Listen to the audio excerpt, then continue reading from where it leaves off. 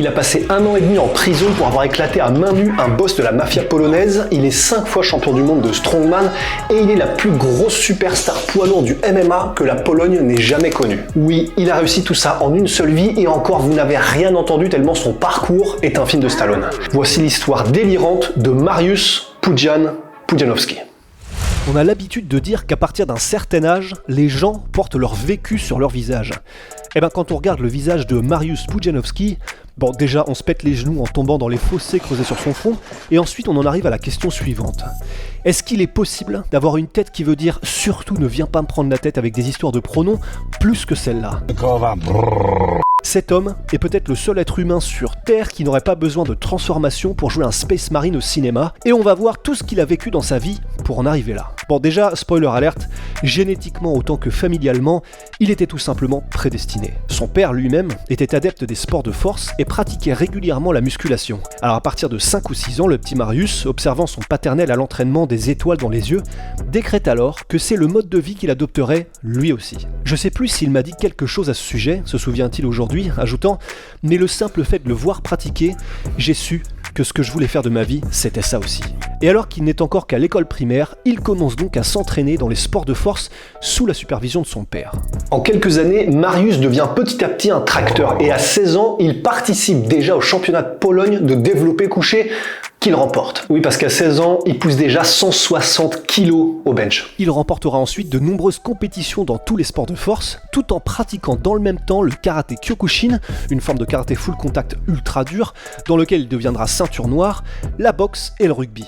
En fait, tout ce qui a rapport avec soulever des trucs lourds ou se rentrer dans l'art, Mariusz est chaud. Et d'ailleurs, pour gagner sa vie, parce que tout ce qu'on vient de citer comme sport pratiqué, c'est stylé mais ça ne paye pas un zloty, eh ben, il est agent de sécurité en parallèle pour une société privée. En 1999, il se lance professionnellement dans le strongman et il participe à ses premières compétitions internationales. Le succès arrive très vite et la même année, il remporte pour la première fois de l'histoire de la Pologne une médaille dans la discipline, décrochant le bronze par équipe au championnat du monde. Et alors qu'il semble lancé pour une carrière phénoménale, en 2000, un événement choc va stopper net sa progression. Il va passer 1 an et demi en prison pour coups et blessures. Et ben en ratissant les moteurs de recherche et les articles polonais, en faisant chauffer Google Traduction pour recouper plus d'une trentaine d'articles, il semble y avoir plusieurs versions. Mais celle qui revient le plus souvent et qui comporte un témoignage direct de Mariusz fait état du passage à tabac par notre centurion polonais d'un boss influent de la mafia locale. À cette époque, les prouesses de Mariusz et son physique terrifiant avaient rapidement fait le tour de la Pologne. Et dans sa ville, il était même approché par la mafia locale pour devenir homme de main et collecteur de dettes chez les mauvais payeurs. Et bon, pour le coup, c'est vrai qu'on peut pas les blâmer. Rarement quelqu'un aura eu autant la tête de l'emploi quand on prononce les mots « homme de main pour la mafia polonaise ». Mais comme quoi, l'habit ne fait pas le moine. Et même si Mariusz avoue avoir à ce moment de sa vie fricoté avec de mauvaises personnes, ça n'est pas pour autant qu'il était prêt à oublier ses valeurs et son code de conduite à la moindre proposition et devant n'importe quel comportement. Des raisons qui l'ont conduit à finir en prison, voici ce que révélait Pudzianowski il y a quelques années. J'ai été envoyé en prison par une personne qui possédait beaucoup d'argent et une grande influence. Un boss local qui pensait qu'il pouvait tout se permettre. Il a causé des problèmes dans tout le voisinage, et quand il a débarqué, les choses sont devenues très brutales. Et un jour, je l'ai plus supporté. J'ai assisté à la torture et au passage à tabac, de ses propres mains, d'un jeune homme de 18 ans. Il lui faisait extrêmement mal. D'abord, il l'a frappé, jusqu'à ce que celui-ci s'écroule au sol, puis lorsqu'il était au sol, il a commencé à le rouer de coups et à lui marcher sur le visage. Et c'est à ce moment-là que j'ai pété les plombs. Pudzian passe alors en mode Punisher, et quelle qu'ait été la forme physique du boss mafieux en question, ça n'a visiblement pas été suffisant pour résister à un strongman enragé de 160 kg ayant pratiqué la boxe et le karaté hardcore. À la suite de cet incident, une plainte pour coups et blessures est déposée par la victime, et une autre affirmant, fait étonnant, qu'après le pilonnage, Mariusz aurait décidé de repartir avec une chaîne en or qui traînait dans les environs. Bon, qu'est-ce qui était vrai, qu'est-ce qui était faux, on laisse ça pour la légende, mais en tout cas une chose est sûre, l'influence du gangster, elle, était bien réelle. Et Mariusz est condamné en première instance à 3 ans et demi de prison pour ses actes. Jugement qui sera réduit à 2 ans et demi après que Mariusz ait fait appel de la décision. En tout cas pour notre strongman, même des années après, la pilule a toujours du mal à passer. Je pensais qu'on avait réglé l'affaire entre hommes, mais il s'est avéré que c'était une femme, dit-il amèrement. Finalement, il passera 19 mois derrière les barreaux, 1 an et demi pendant lesquels il continuera de s'entraîner d'arrache-pied au gymnase de la prison. Gymnase auquel le personnel de la prison avait aménagé un accès particulier. L'objectif du monstre était clair, ne pas perdre le niveau et être prêt à repartir directement de là où il s'était arrêté. Et alors non seulement il ne perdra ni son physique ni son niveau, mais en sortant de la cage, c'est un animal comme le monde n'en avait encore jamais vu qui allait mettre le monde dans le creux de sa main. Sur les 8 ans qui suivront, Mariusz Pudzianowski deviendra l'un des meilleurs strongmen de l'histoire du sport. 5 titres de champion du monde, c'est lui qui détient le record encore aujourd'hui, et une statistique hallucinante, avec 43 compétitions internationales remportées sur les 61 auxquelles il a participé. Entre 2000 et 2009, il a gagné 70% de toutes les compétitions dans lesquelles il est entré. Et ça, c'est en comptant le temps en prison. Donc si on devait faire une liste des GOAT de la discipline, il serait second sans aucun doute. Et alors la seule raison pour laquelle il n'est pas premier, c'est qu'il a arrêté sa carrière seulement après 8 ans au plus haut niveau, ce qui l'a empêché de remporter plus de titres et de cimenter sa place. Mais alors pendant ces 8 ans, il mettra le monde du strongman littéralement à genoux. Mais alors pourquoi a-t-il décidé aussitôt d'écourter sa carrière de souleveur de voiture ? Eh bien pour se plonger dans un autre sport tout aussi passionnant, le MMA. Aussi attiré par le combat qu'il ne l'était dans sa jeunesse, Mariusz avait envie d'essayer le MMA professionnel et de combattre dans une cage. Il dit: j'avais parlé avec les boss du KSW et je leur avais dit « Je suis chaud pour faire 2 ou 3 combats mais maximum, juste pour le fun ».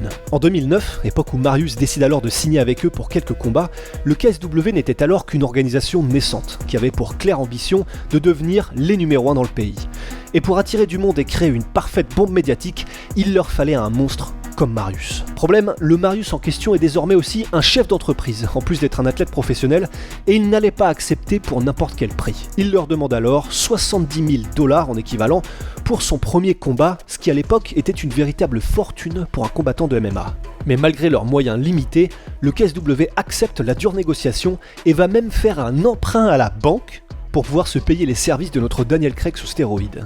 Il remporte son premier combat, puis son deuxième. Les événements furent des succès et Mariusz pouvait repartir de son côté vers le soleil couchant. Voilà ce qui aurait pu se passer si, lors de son troisième combat, Pudzian, toujours curieux des plus gros challenges, n'avait pas accepté de rencontrer l'ancien champion UFC, Tim Sylvia. Le combat, une fessée pour Mariusz, qui perd par TKO au second round, est un électrochoc. Le tank polonais dit alors « Il m'a montré ce que c'était vraiment que le MMA ».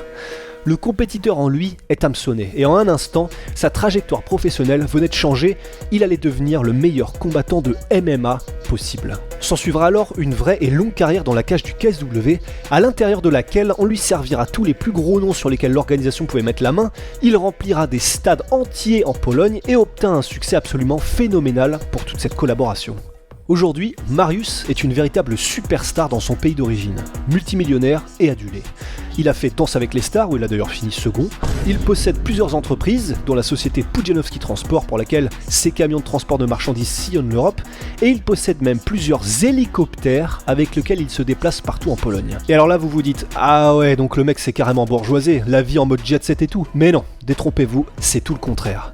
Il aime les choses pratiques et améliorer son confort, mais il n'est pas né celui qui le fera dévier de sa vie de spartiate à la dure et de son côté rude et authentique. Quand on lui parle du monde du show business, il répond « C'est de la crasse et de la merde. Toutes ces stars vendraient leur mère pour qu'on leur donne de l'attention dans les médias, c'est pathétique. » Et quand on lui demande comment il gère sa célébrité, il répond « Bah ça me dérange pas, parce que je vis seul à la campagne avec peu de population autour.